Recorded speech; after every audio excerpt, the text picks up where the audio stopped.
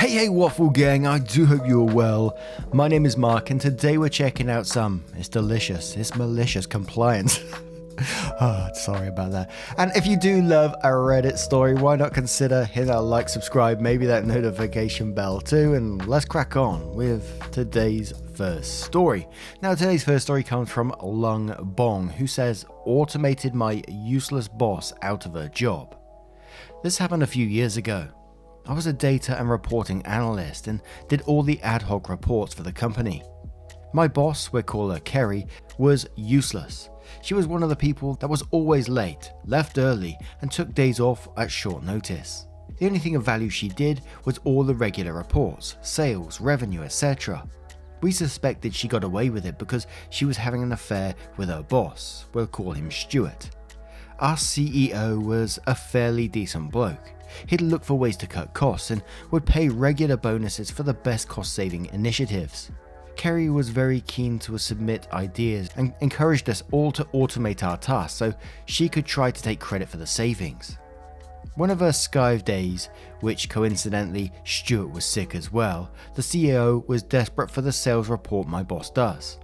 I said I'd give it a look and see if I could get it done. Normally she'd spend 2 to 3 days doing it each week, but the CEO wanted it that afternoon. A quick inspection of the data showed that it would quite easily be automated, so I knocked up the necessary script and got it over to the CEO, who was super impressed that not only had I done it in a couple of hours, but also that it could be updated whenever he needed it. He asked if I could look at the revenue, churn, and a couple of other reports. Over the afternoon, I automated everything my boss did. Both Kerry and Stuart were back in the next day, but were immediately summoned to the CEO's office, before being suspended and sent home. Turns out the CEO knew they were having an affair, and all the times they were sick or late or had to leave early was so they could sneak off and have sex. He had not done anything about it because how important these reports were. Now they were automated, he was able to get them suspended and later fired for gross misconduct for all the time they'd taken off. I also got a nice bonus out of it.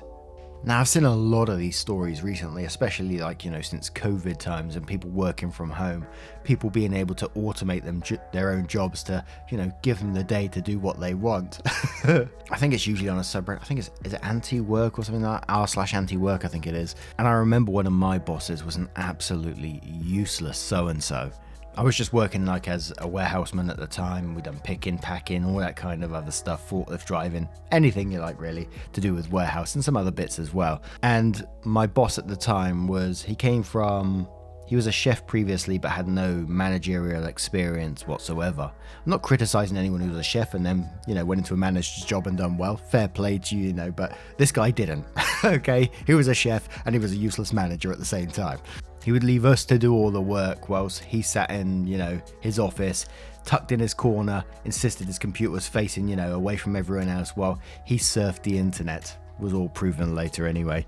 Always late for work, and I remember this one particular time where it was 10 o'clock in the morning, we're meant to be there at 9, manager wasn't in, and the finance director came down and was asking us to show some stuff in the warehouse. I think it was like filing or something, I can't quite remember.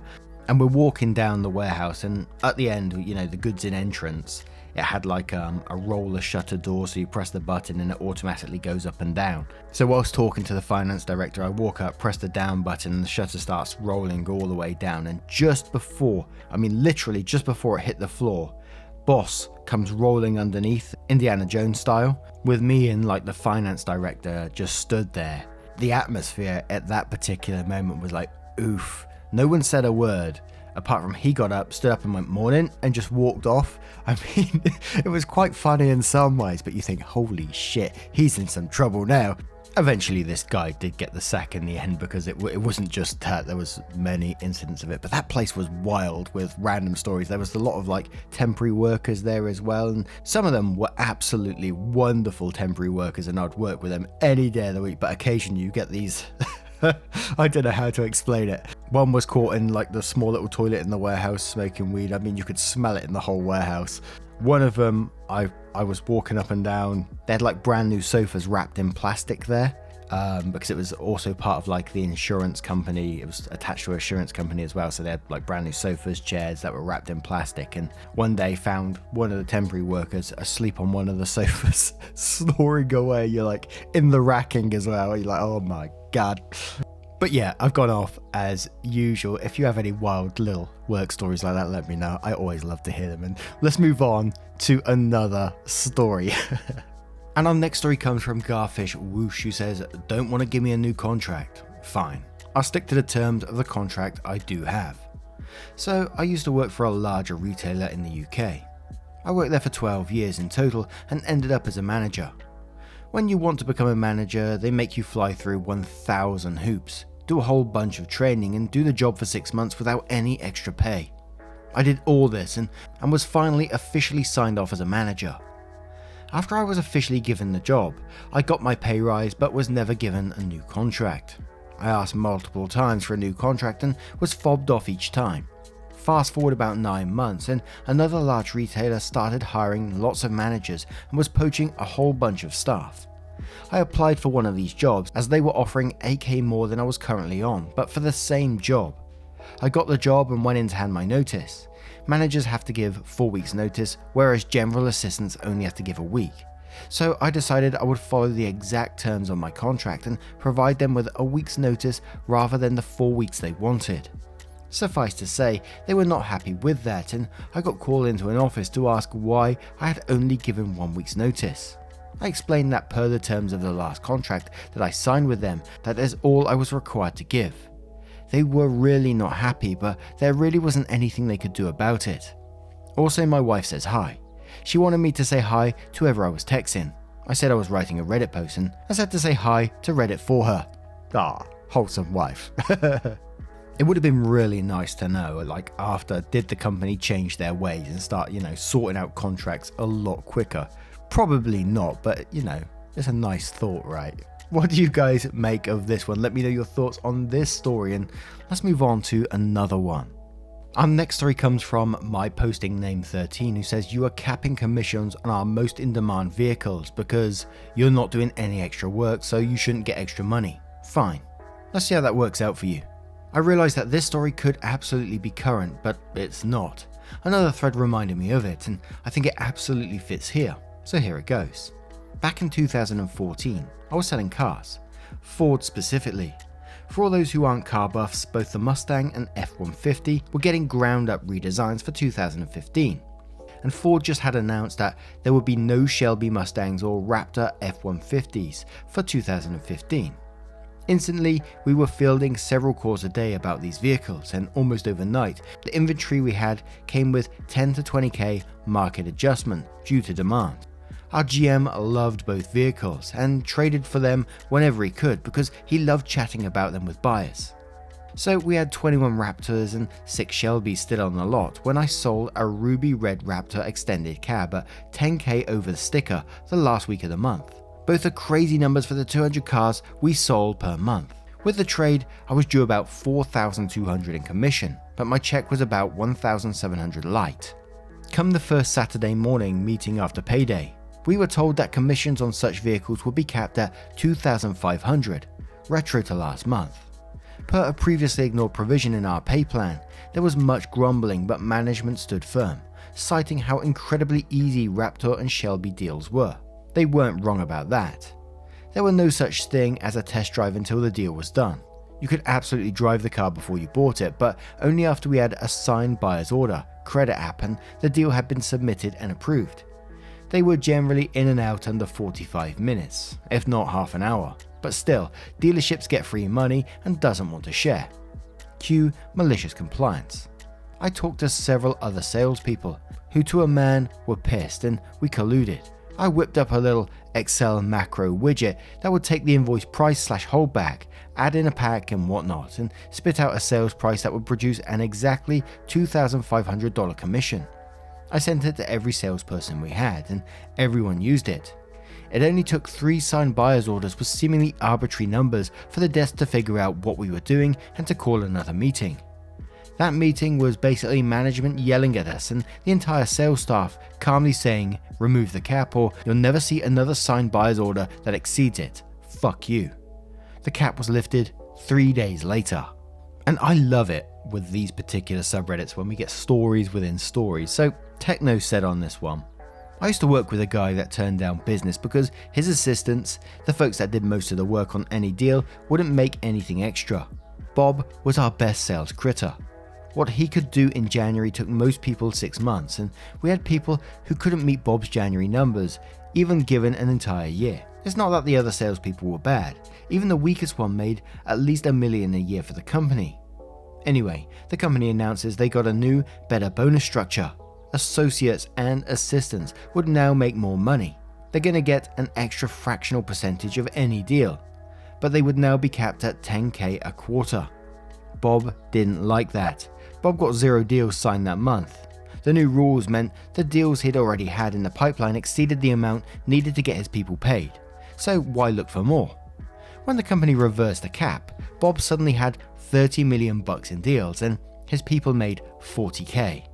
And I've never worked in a commission-based company before. I think that would fill me with anxiety just thinking about it, but I would never understand why a company would cap commissions like that. Surely that's the whole incentive of trying to sell more, is that, this person will get commission. If you cap it, then they're just going to go, fuck it, I've reached the cap this month. What's the point anymore? Unless, of course, they're giving you some sort of target that's above your commission cap, if that makes some sort of sense. But I'm sure someone who's been in commission-based sales before is going to point me in the right direction. Anyway, what do you guys make of this one? Let me know your thoughts in the comments below, and let's have another story. And the next story is from Chief Steward. He said, discipline me for being 22 seconds late without notice. Got it. Won't happen again. This happened several years ago because it was some malicious compliance that lasted for years. My former employer uses a point-based system to track attendance. The parts of the policy relevant to this story are: tardy with call in prior to start of the shift, half a point; tardy with no call, 1 point. Accumulate enough points and you are fired. There's a set of train tracks crossing the street that leads to this facility. Occasionally, trains will stop while blocking this crossing. If you're caught there in the last few minutes before you're supposed to clock in, you have a decision to make: wait or go around. Either way, you might be late. Sometimes you'll decide to go around, and then the train clears the crossing and the folks waited get in before you. Sometimes you'll wait and watch through the gap in the train cars as folks who went around pull into the parking lot while you're still idling at a blocked train crossing. To be clear, going around involves taking a lot of secondary county roads as well as a few field access roads. It's an extremely rural area, so you literally never know what kind of road conditions you're going to find along the way around. The roads may even be entirely unusable during the winter months where snow covers them. One night during my years on third shift, I was stopped at these tracks and decided to wait. Eventually the train moved on. I raced into the parking lot, used my keycard to zip through the turnstiles and ran to the punch clock. My clock-in time was 10:30 PM. They have these biometric punch clocks that read your fingerprint to clock employees in and out. Sometimes these clocks just will not read your fingerprint. I got to the punch clock and it said 10:30. I'm golden. It doesn't track seconds. I entered my employee ID number and placed my finger on the sensor. 3 beeps, failed read. Tried again, 3 beeps. Tried once more, 3 beeps. Nope, not trying again because by this time the clock was already a tick over 10:31, in the middle of reading my finger. When I got to my assigned work area, I told my team manager what happened. He said don't worry about it, he'd manually punch me in. I should have listened, but I'm a worrier. In the morning, when the front office people started showing back up, I went to the attendance office to confirm that my situation was all good. The office administrator decided to check my gate time and use that as a determining factor. I scanned my keycard at 10:30:22. That's a tardy, no call, 1 full attendance point to be issued. I reiterated that it was the train that stopped on the tracks, completely beyond my control. She advised me to either leave earlier and just wait an extra half an hour for my shift to start on the majority of days, or else get a cell phone. I didn't have one at all back then to call in with from the road next time. Well, what I did instead was start calling in absent, just in case something comes up after I leave home before I arrive at work, in the evenings before leaving for work. The first few days, the attendance office up front was just bemused. After weeks, they became annoyed. After months, they'd apparently complained enough and I finally got told to stop. During the course of this conversation, they revealed that calling in too early before the start of your shift made it extra challenging to make sure the notice gets to the right members of management, because the message is no longer flagged as new by the time they're creating logs for the next shift. This was great news for me. From then on, every morning before leaving the premises at the end of my shift, I used one of their phones to call in absent for my next shift that evening. They tried to write me up for insubordination, but the labour union slapped it down, pointing out that collective bargaining agreement specifies the time we must call in by, but does not specify a time before which call-ins may not be made. Cue the huge grin across my face. I never forgot that my team manager tried to do me a solid though. If I was actually going to be late or absent for some reason, I would call that TM's desk line directly to let them know. Even long after I finally got a cell phone, I continued doing this. I'd just call in on my way home, instead of sticking around to use their phones after my shift. Found out years and years later from some union reps that upper management never got over this, drove them nuts, and they got beat down at their own game by something so simple. It didn't bring the walls crumbling down, but it was a persistent, enduring source of frustration and impotence for them. And really, knowing you can manage all of that with just a 22-second phone call a day, that's the kind of thing that gets you out of bed in the evening. Edit. Probably the number one observation I'm seeing is that I should have just sucked it up and left for work earlier. I've commented this a couple of times already, but so nobody has to dig for it. I usually left so early that I got to work before the 20 minutes prior to the start of our shifts that we were allowed to clock in. This stop train event was a rare and unpredictable exception, but the crossing was regularly blocked for several minutes by a moving train, not to mention all the other random stuff that could come up on your way to work. One of my works had a train crossing that you had to go through, and that was unpredictable and an absolute pain in the ass because it would literally be down for 10 to 15 minutes while 1 or 2 trains would come through. But I got another little story on that one as well. The actual title itself about being disciplined for 22 seconds late. We're going back to that old manager I was talking at the very start, the one that got sacked. And he would go occasionally on these little power trips. We're pretty flexible in our jobs. You know, we got things done all the time. It was always done, no issues. And we'd go on to lunch and I would always check my phone before I'd go to see what the time was before I went to lunch, let boss know, going on my lunch, and then I'd come back. And I remember one particular time, he stopped me as I was walking back to the office and he says, "What time is it?" Like really arrogant looking. "Tell me what time it is." And so I looked at my phone, told him the time, let's just say it was 1:30, and I went to lunch at 12:30, so bang on an hour basically.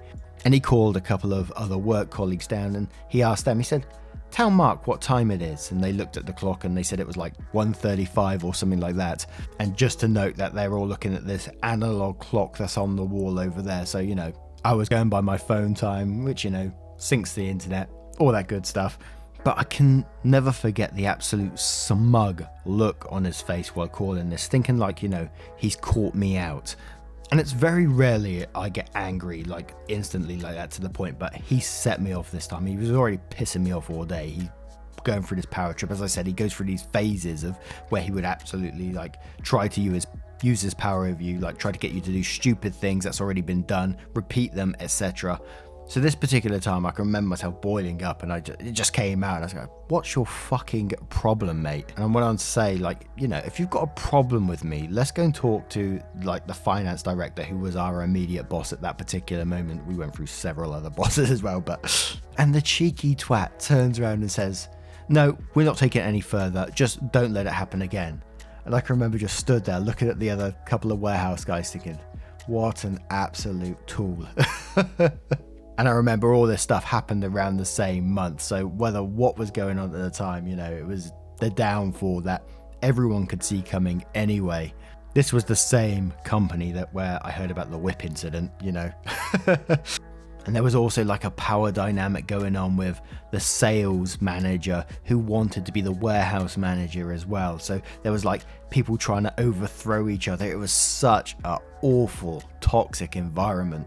And then you had the director of the call center who would just come into the warehouse every now and then and oversee what you're doing to make sure you're doing it safe by health and safety. And because she implemented this system of I think they call it 5S or something. They said it was an American system. I don't know whether it is or not, but it's 5S or 6S or something, where it's safety, sustain, something. I don't know what the rest of it was, but you got all the S's there. But like if we was unloading a truck with a forklift or something and she was parking her car, she would get out and she would stand and stare and watch to make sure you're doing it safely. One time she said, oh no, the pallets are stacked too high. They wasn't, we was using a fucking forklift for fuck's sake. And she made us stop and unload the truck by hand. Obviously the truck driver was fuming as well. And this was like a container truck with like nearly 400 boxes on it, quite heavy boxes. It was, I'm so glad I'm at that place. But anyway, I've gone absolutely off on one. That's 2 or 3 times I've done it in this video. I am really sorry. You get me onto work related stuff and I just can't shut up. But if you are still here, thank you for listening. And a huge thank you for spending your time with me today. If you've got your own work related drama, I would love to hear it. Let me know down in the comments below as always, and let's get involved. And if you do love a Reddit story again, why not consider hitting that like, subscribe, maybe that notification bell too. And hopefully I will see you in the next one. Take care guys. Much love. Wake up, get up, stretch my legs, eat some breakfast, milk and eggs, brush my teeth up, wash my face, throw my clothes on, start my day. Wake up, I can smell the smoke from the bacon. Let's go, see the sun shining from the windows. Okay, I know that today